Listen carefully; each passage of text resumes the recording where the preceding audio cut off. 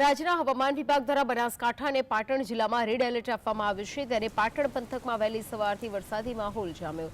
સતત વરસાદી ઝાપટાને કારણે જગતનો તાત મુશ્કેલીમાં મુકાયો હતો।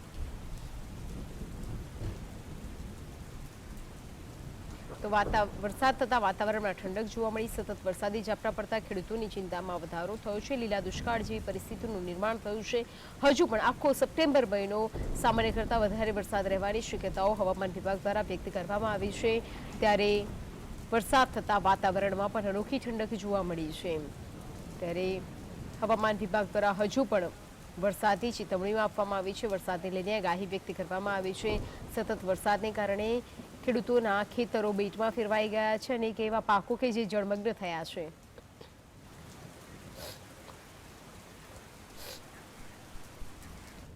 તો પાટણથી સંવાદદાતા અલ્કેશ લાઈવ જોડાઈ ગયા છે। અલ્કેશ, ભારે વરસાદને કારણે ત્યાંની સ્થિતિ શું છે તેની માહિતી આપશો।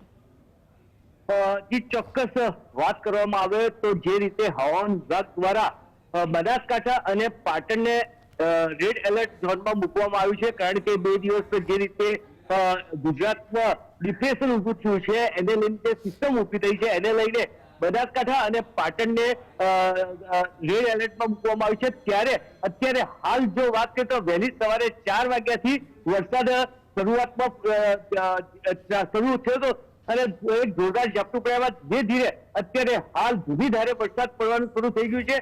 હાલ જે રીતે વરસાદ થઈ રહ્યો છે એને લઈને ક્યાંક ને ક્યાંક ખેડૂતોમાં તો સૌથી વધુ ચિંતા છે, કારણ કે લગભગ અત્યારે હાલ સપ્ટેમ્બર મહિનાની આજે 5 દિવસ થયા છે, તો 5મા દિવસની વાત કરીએ તો સિઝનનો લગભગ 80 થી 85% વરસાદ થઈ ગયો છે, જે જરૂરત કરતા વ્યવસ્થિત છે। પરંતુ જે ખેતરોમાં પાણી ભરાયા છે એને લઈને ખેડૂતોમાં ચિંતા છે। જે પાક છે એ પાકને નુકસાનીની વાત આવી રહી છે, કારણ કે જે પાણી છે એ ઉતરતા નથી અને બીજી બાજુ સતત વરસાદ ચાલુ રહેતો હોય છે।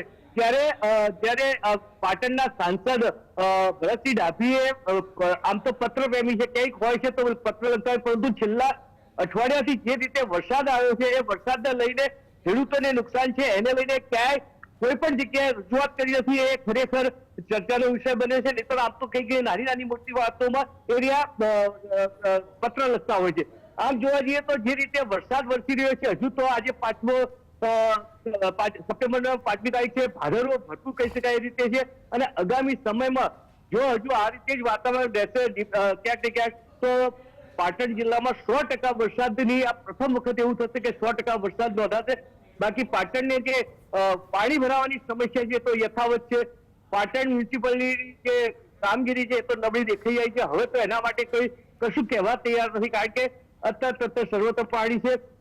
આ કારણે અત્યારે હાલ જે પ્રજા છે એ પ્રજા મુશ્કેલીનો સામનો કરી રહી છે। ત્યારે હવે જોવાનું એ રહે છે કે આ આવનારો સમય હજુ ખેડૂતો માટે શું ચિંતા લઈને આવે છે। જી અલ્કેશ, તંત્રની નિષ્કાળજીને કારણે પ્રજા હાલ મુશ્કેલીઓનો સામનો કરી રહી છે। હજુ પણ આખો મહિનો સામાન્ય કરતાં વધુ વરસાદ રહેવાનો હવામાન વિભાગ દ્વારા જણાવાયું છે, ત્યારે તંત્રની શું કામગીરી? જો તંત્રની વાત કરવામાં આવે તો સૌથી મોટામાં મોટી સમસ્યા છે એ રોડ તૂટી ગયેલા છે। જે રોડ તૂટી ગયેલા છે એ રોડ તૂટી ગયેલા અને વારે ઘડીએ થીગડા મારવાનું કામ કરે છે, ક્યાંક નાની પથરીઓ મૂકીને અથવા તો કપચીઓ મૂકીને, પરંતુ જેવી કરે છે એને તરત સાંજ સુધીમાં વરસાદ આવે ત્યારે બધું ધોઈ જાય છે। તંત્ર પાસે કોઈ એવો પ્લાન નથી કે જે વરસાદને કારણે રોડને નુકસાન થાય એ કરી શકે। હજુ પણ પાટણની પ્રજાને 15મી ઓક્ટોબર સુધી આ સહન કરવું પડે એવું છે, કારણ કે 15મી ઓક્ટોબર પછી જે કોન્ક્રીટના પ્લાન્ટ ચાલુ થતા હોય છે એ પ્લાન્ટને ચાલુ થયા પછી જ કપચી, રેત, સિમેન્ટ અને ડામર આવતા હોય છે। એટલે હજુ પણ પાટણની પ્રજાને 1 મહિનોથી 1.5 મહિના સુધી સતત ખાડાઓ વચ્ચેથી પસાર થવું પડશે અને જે વાહન ચાલકો છે એ વાહન ચાલકોને પણ ક્યાંક ને ક્યાંક પોતાના વાહનોને નુકસાન થશે। આમ જે રીતે તંત્રએ પગલાં ભરવા જોઈએ તે પગલાં ભરવામાં સદંતર નિષ્ફળ નીવડી છે। જી અલ્કેશ જોડાઈ, સમગ્ર માહિતી આપવા બદલ આપનો આભાર।